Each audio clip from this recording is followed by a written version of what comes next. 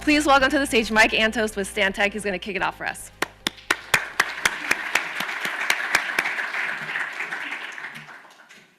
Good morning, everyone. It's fun to be here again with all of you at the network and another forum. So again, I'm Mike Antos. I work at Stantec, and I've been part of this FloodMar journey for a number of years now. So I was asked to talk a little bit about where this whole process came from and where it's headed. And of course, many of you in the room could give this talk just as quickly as I could, because you've been here since the beginning as well. So the network itself has been managing complexity together since 2019. And it's this idea of a creative climate adaptation strategy where you're solving two problems with each other. This all started from the Research Advisory Committee that the Department of Water Resources convened. It was a group that had 13 topical work groups. Each of those work groups made 3 recommendations of things that needed to advance. This was back in 2019. And then at the last minute, those topical work groups got together and said, wait, we really want to keep having this interdisciplinary collaborative engagement on this topic. The work we've been doing together is important, and we want to keep doing it. So the 40th recommendation became, we need a network. And so that is really where the network came from, is from the Research Advisory Committee. And what's really exciting is the Research Advisory Committee's Research and Data Development Plan that came out back then. It was recently evaluated by DWR. That evaluation came out in April, and of those 40 priority actions, 7 of them are complete, 22 are in progress. There's 3 that haven't gotten started yet, 5, and many of these recommendations were multi-part. You know, people have a hard time, like, what's the one thing? Well, one thing part A, one thing part B, one thing part C. So a lot of those recommendations are more than one thing. Some of them have got pieces done and some are still underway. There's 2 that we couldn't quite sort out how it's going, so there's an opportunity to go back and try to do that some more. And then, of course, the 40th, the network, it's going strong. So a lot of progress in the years since then. It's been an amazing number of years, and as Megan said, the 5 years celebration was 2 years ago, which seems unbelievable. Time goes so quickly. But it really started in 2017, where CDFA and DWR together hosted a convening to say, how do we move towards greater managed groundwater recharge to support our sustainable water development? And that's really where a lot of people place the origin of this. Now, of course, at the time, there were places in the state and people in the state that were doing this already, but this was the first time we thought about it systemically at the statewide scale. The white paper came out in 2018, and then everything accelerated really quickly. The RAC put their recommendations out, the network formed and started advancing its discussions, giving to one another and getting from one another to be able to advance these ideas. The forums then started rolling every 2 years, and in 2023 we had that remarkable wet year, as many of you remember, where we were suddenly doing a lot of FloodMar. Where in 2017 there were a few people doing a little bit of FloodMar, and in 2023 suddenly we were doing a lot of it with a lot of folks involved. And that third forum was again in November 2023, and then of course here we are at the forum in 2025, and I put the little after the colon here, the 2025 Network Forum, you're soaking in it. Who's old enough to know what I'm talking about? You're soaking in it. Just a few folks in the room.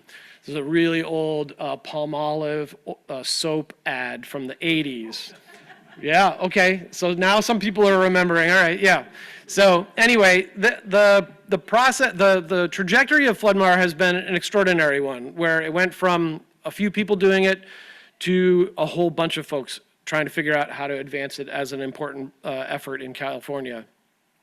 And of course, the network, and the question is, who is the network? It's all of us. And if this is your first, let's do a show of hands. Who's at your first FloodMar network event, period?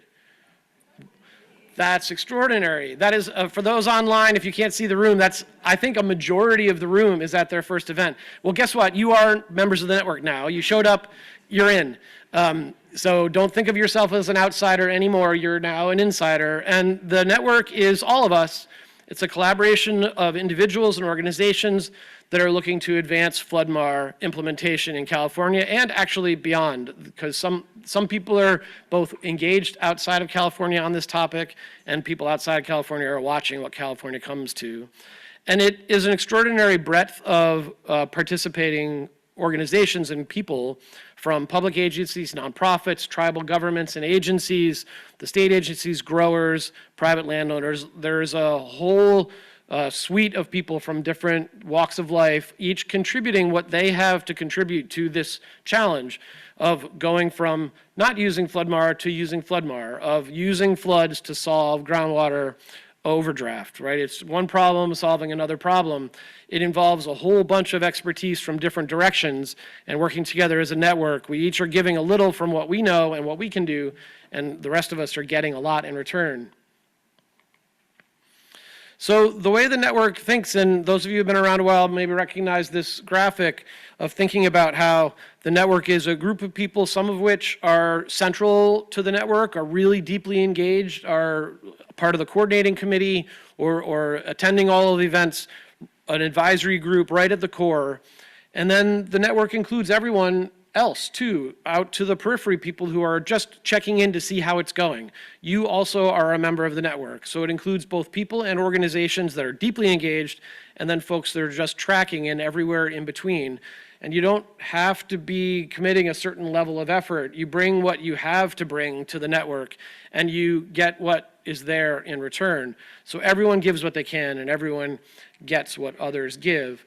There's I've actually tried to chase this down, the idea of that if you have an apple and I have an apple and we exchange apples, we each only still have one apple. But if you have an idea and I have an idea and we exchange ideas, now both of us have two ideas. That I've actually tried to chase down where that actually comes from. It's referenced a couple of different places. The place I first heard it was in Beijing, of all strange places. So it's one of those telling stories that I think is really meaningful to what we do as a network, is that we help each other grow by sharing and learning. So in the network, there are action teams that have gathered, and those of you that are new to the network, this is an exciting component of what happens, is that the network together realizes there's something that a group of people want to tackle together. They want to advance a topic, they want to have discussions, they want to write a paper, they want to do a project together. And they form up an action team, and the action teams over the years have included questions of how we can estimate recharge, how we are monitoring the water quality, both at the surface and in the ground, how we balance recharge with in-stream flow needs, identifying incentives to help people advance into using land for FloodMAR, what policy changes need to happen, and then of course the FloodMAR hub. So if you go to floodmar.org, that's the hub, and that was put together entirely by a volunteer action team.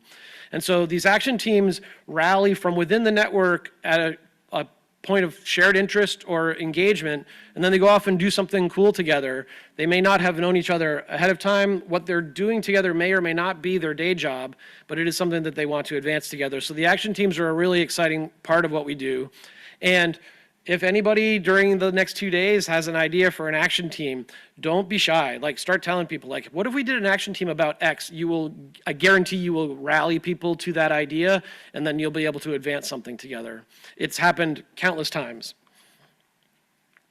So as a network, and there's a Where's Waldo FloodMAR game if you want to play it. Always find Camyar in the photos.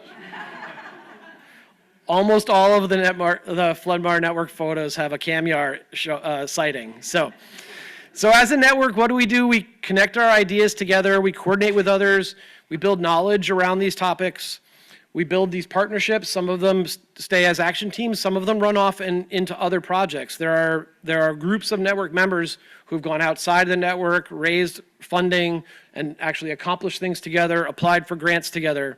We identify opportunities to advance these ideas, to change policies and practices.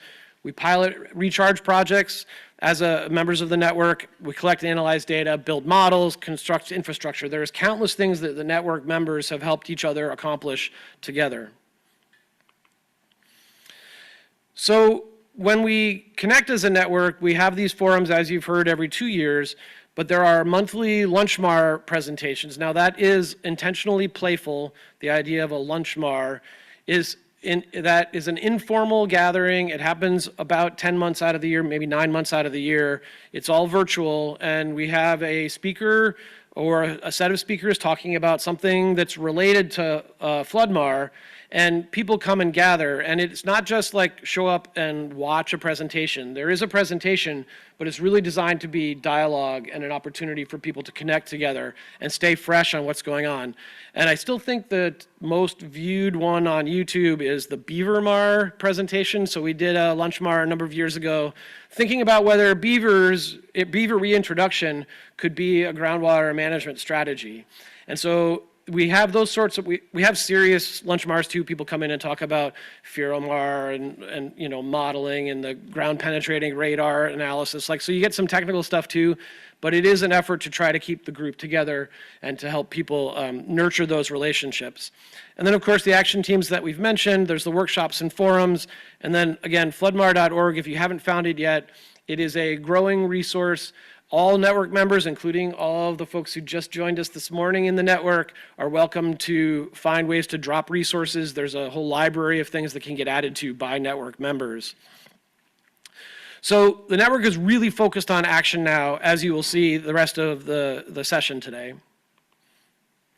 And so, oh, my 7 got out of whack. Okay, so celebration of 5, the network put out a paper celebrating 5 years of Floodmar, and as Megan said, I can't believe that was 2 years ago that this paper came out. But this paper really reflected on the trajectory from that 2017 convening, the 2018 white paper, to the 2023 executive orders in response to the wet year.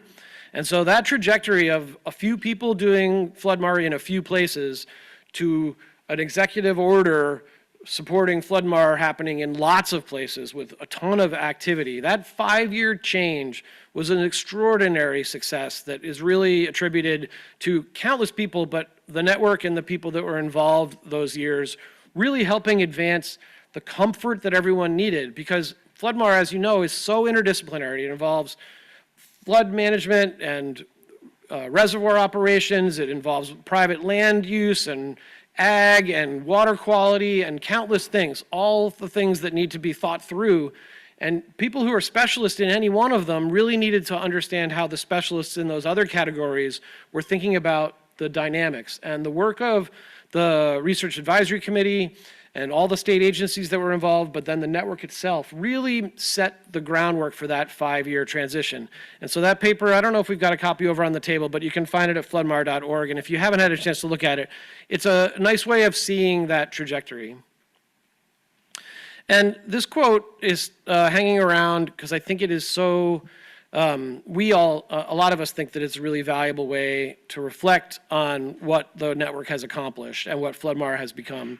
And so this is from Karen Ross, who spoke to one of our forums, I don't remember which one, probably 21. And this is her quote: "For me, Floodmar is the solution that provides the hope that proves that solutions are on our land, and if we work together and are willing to take an integrated resource management approach and think about all the multiple benefits." Right, so that so encapsulates what the network has been able to achieve. It's been able to stitch multiple benefits together. It's been able to stitch integrated resources management strategies together, because you have managers of different elements of that integratedness that all needed to come together and learn from one another and sort out where those synergies, where those overlaps, where those connections could be. Okay, I might be getting you back on timing. Okay, so your assignment today and tomorrow here at the Floodmar Forum. It's a forum, and so at the moment you're just listening to me and you're going to listen to others, but there's also work to be done. And so of course, enjoy is part of your assignment. Engage with each other, that's part of the assignment, because it is those relationships that have paid so many dividends for the network. It's that give and that get. You undoubtedly have something to share that other people would learn from, and they will return that in kind. And so if you give that out to a group and that group gives it back to you, you'll leave richer than you came. Okay. That's maybe sounds easy, right? There's more. All right, so there's more to your assignment. There's the what's the next big thing question that we have. And so you see there's 3 big Post-it notes on the wall over to my right. Those of you online, we're going to drop you a link to a Google Doc so you can play along. On your tables, everyone, you have a big sticky notes. I see a pink one and an orange one and a green one. So there's no time to do this except just as you thinking about it. Over the next 2 days, What's the next big thing that you think the network is ready to tackle or needs tackling from the network? And so we're hoping you'll use those Post-it notes, use your pens and pencils, and then throughout the next 2 days, drop them up over there on the wall. And I get to come back at the very end of tomorrow, and we're going to reflect on what everybody contributed. Because I think what we'll see is, I'm hoping what we'll see is that there's some synergy over there in all of your ideas that will maybe speak to where the network heads next on its focus. So we'll revisit at the end of our session tomorrow, those of you who are here, and of course it'll end up in our summary documents. So that is the goal. Any questions on the assignment? What's the next big thing for the network? Okay, that's your challenge. Do it during the break. As you think of it, no idea is too small or too big to share. We want to see it over there on the wall, and we'll all look at what you came up with tomorrow. All right. Are we good to go with the next group? Okay. So I want to introduce to the stage Rochelle Young, who's going to introduce our panel. Rochelle, come on up.